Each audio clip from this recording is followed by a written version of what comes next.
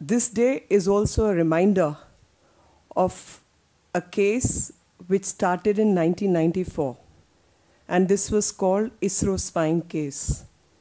And why we have brought up this issue today is basically to link all the anti-national elements in this country, how the system is getting manipulated and subverted for any democracy to survive, for any country to aspire to be a superpower, aspire, I'm not saying become, but aspire to be a superpower. And in the course of its time, it can become one, especially considering the wherewithal and knowledge that the people of this country have, the hard work of the people of this country, along with the scientific knowledge which our scientists and prowess which they have repeatedly shown. This was a reminder of a time and a particular scientist called Nambi Narayan, who was working on liquid fuel and a technology which sent PSLV for the Chandrayaan subsequently. And that particular scientist was targeted in this false ISRO spying case. And when this scientist was targeted, subsequently, NHRC gave a compensation of 10 lakh rupees, which was denied by the state government of Kerala. And when the matter went to the High Court of Kerala, that 10 lakh rupees compensation was to be given. There is a very deep, sinister motive which is going on, and it is to unravel that we are having this press conference. And this is an issue related to the national security, technology, the modern technology, and how India was deprived of cryogenic engine technology which this particular scientist had brought in. 1966, Vikram Sarabhai was heading the mission, and at that time, Nambi Narayan, as a scientist, was sent to US, and he did his PhD. He had plenty of offers to join NASA, but like a true patriot, he decided to work in this country, and he was targeted in a false spying case. And when he was targeted in a false spying case, who were the people responsible? The people responsible for his target, a very prominent name who happened to be a deputy director at that time, was R.B. Srikumar. And it is this R.B. Srikumar who we can now associate with all the Gujarat cases, whether it is riots or false encounters as they claim to be. It is Mr. R.B. Srikumar who has been working in collusion with Teesta Setalvad, and we have ample evidence to show that.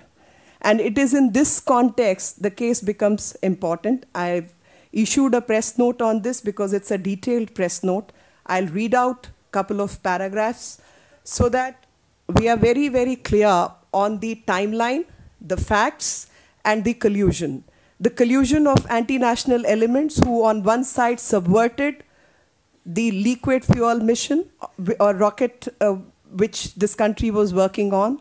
On the other side, these people used R.B. Srikumar to target another state, that is Gujarat. And when they were targeting Gujarat, there is a record message. There is a recording by Rais Khan, who was a close associate of Teesta Setalvad. He, in conference with R.B. Srikumar, are having a conversation in which R.B. Srikumar has admitted that I do not agree with many things that Teesta does. At the same time, she is the one who helped me when my charge sheet was pending. And when we read the details of that charge sheet, in that particular, and I'm trying to get the copy, I have it, a soft copy, but I'm trying to get a printout. In that charge sheet, 7 charges were dropped out of 9 without any inquiry. Because subsequently, an inquiry set up because he had involved somebody like Nambi Narayan in a false spying case. So he was charge sheeted subsequently. When he was charge sheeted, the governments changed, and 7 out of 9 charges were dropped without any inquiry. The 2 charges remained, which were also subsequently dropped, and to my shock, when I was reading those papers, it said on an oral inquiry. On an oral submission without even recording what the person's submissions are, the charges were dropped. And it is in this context, the statement by R.B. Srikumar to Rais Khan becomes important when R.B. Srikumar admits that Teesta has helped him. And Teesta, there are plenty of perjury cases pending against her. That's a separate story. But we all know how actively these people have colluded to engage themselves in the post-riot cases, along with Mr. R.B. Srikumar, who was a person who should have been indicted for making India suffer due to lack of technology, which we were already working on. Now, I want to read out the details because that will clarify my stand, and that will also give you a timeline as to how this entire process was engaged in and worked out. Former Gujarat DGP, and the only punishment given to him was that from IB he was sent back to his parent cadre, that is Gujarat. That was the punishment, if you call it a punishment. Former Gujarat DGP Shri R.B. Srikumar, known for his association with social activist Teesta Setalwad, for raising issues related to riots and encounters against Gujarat government, had allegedly masterminded to brand a patriotic scientist, Nambi Narayan, as a traitor, and fabricated a case against him. Despite his heinous crime affecting nation's interest, most of the charges against him were dropped by the UPA government without even a written detailed answer to a charge sheet on oral submissions. During 1994, Srikumar was a deputy director, SIB, in Trivandrum, and was entrusted the investigation in ISRO espionage case. Srikumar not only branded Narayanan as a traitor, but also ill-treated him, including physical torture, and his remaining in jail for 50 days. In 1999, Government of India, and please, when I mark the years, also see who are the people who are in power.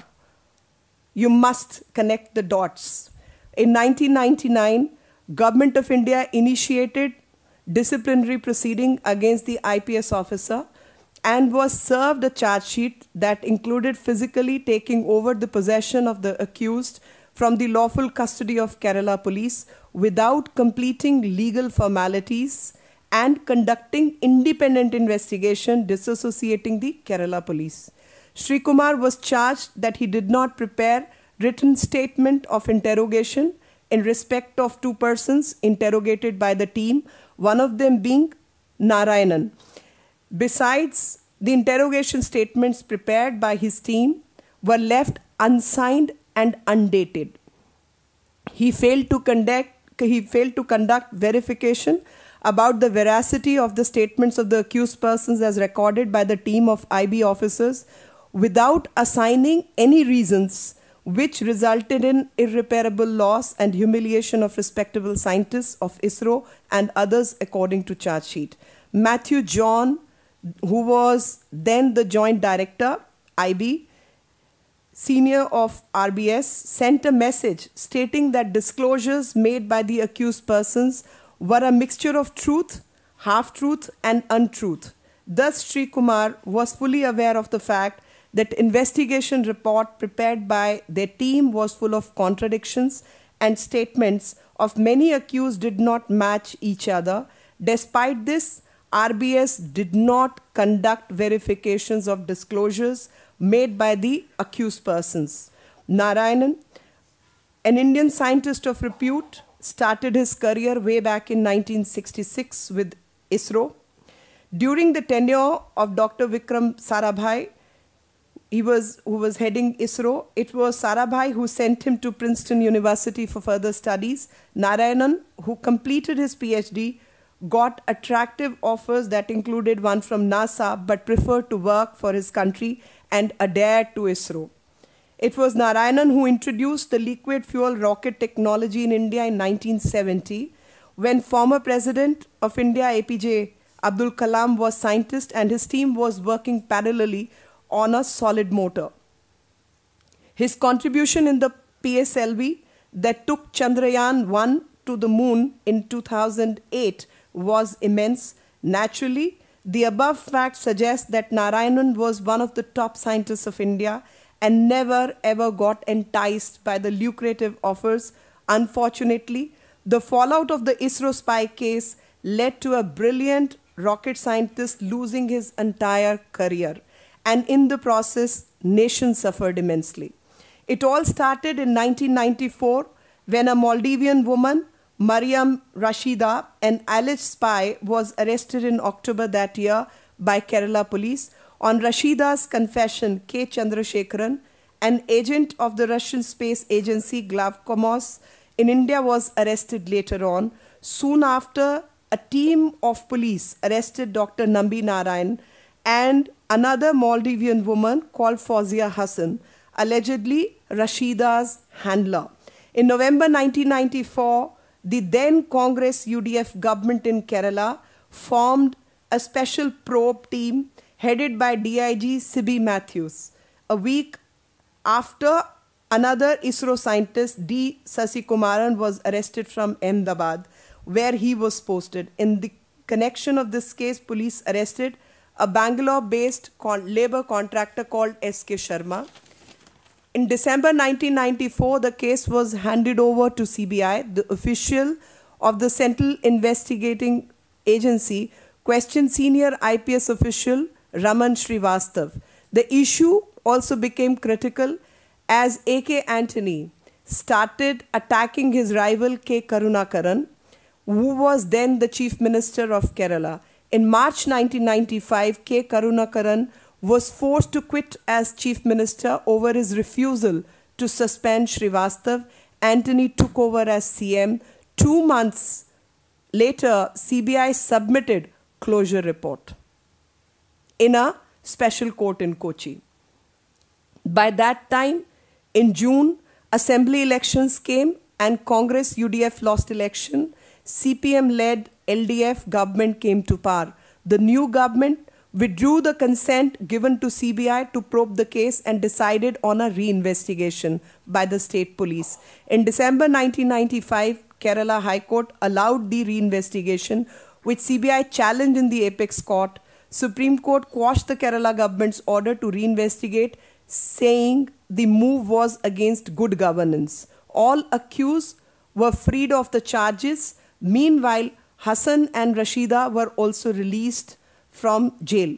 In 2001, NHRC ordered an interim compensation of rupees 10 lakh for Nambi Narayanan, who sought rupees 1 crore as damages. Kerala government got a stay on NHRC order. Nambi Narayanan moved a division bench of the High Court.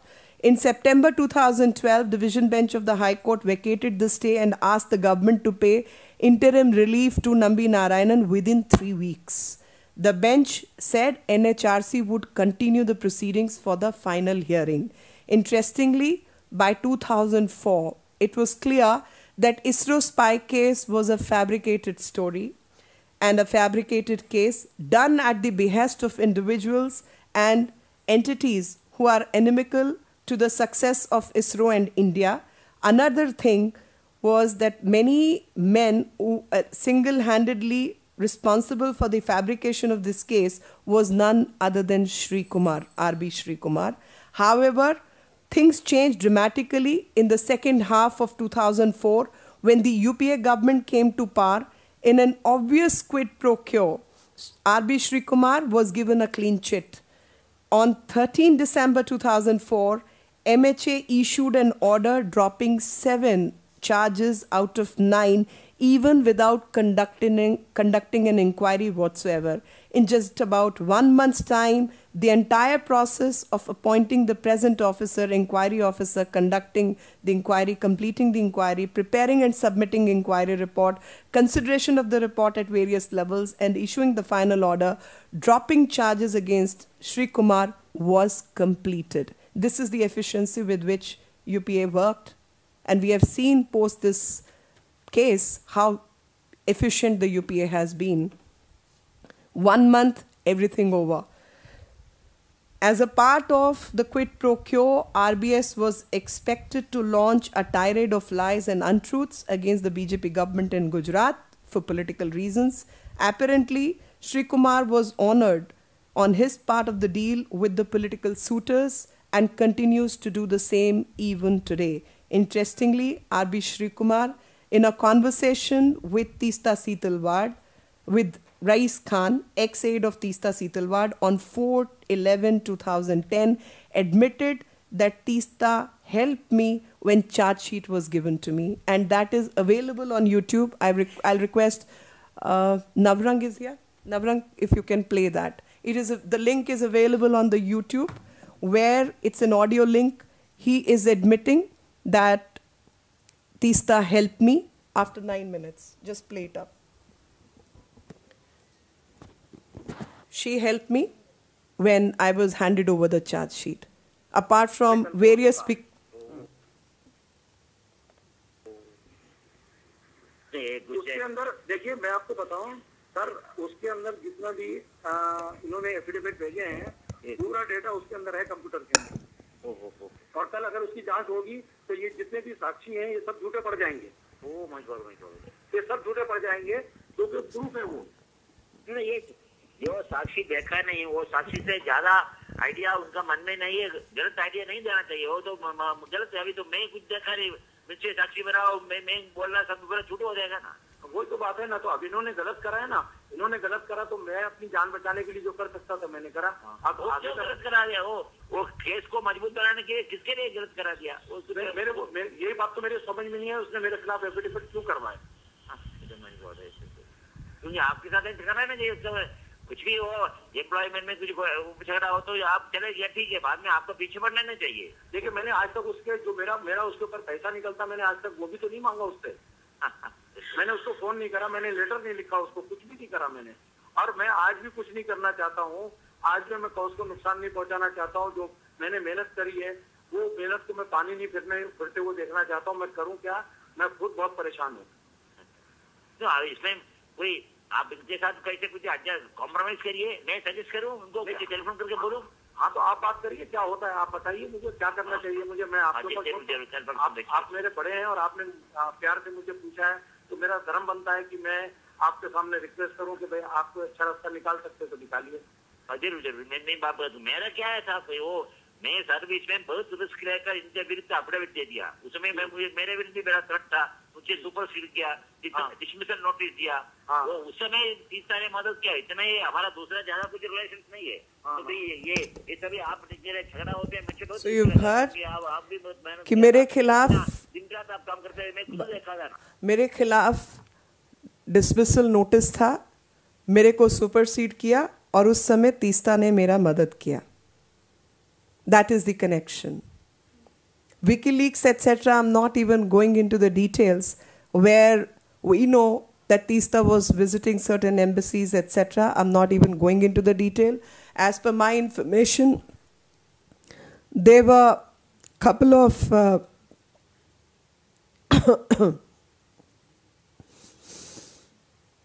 there is a recently published book called Russia in Space and The Failed Frontier by Brian Harvey, and he discloses that CIA was involved in fabricating the case to damage Indian efforts to develop cryogenic engines. This is also a matter of record. Now, it becomes very, very relevant in the view of the recent ISRO launch that how this country has lagged behind its schedule, how this country, which could have been a superpower in this field was made to suffer. And on one side, we take pride in our scientists, and on the other side, those who have been ill-treated, it is none other than us who have ill-treated them. And till date, we continue to use all that for political purposes more than serving the nation. And this is my press today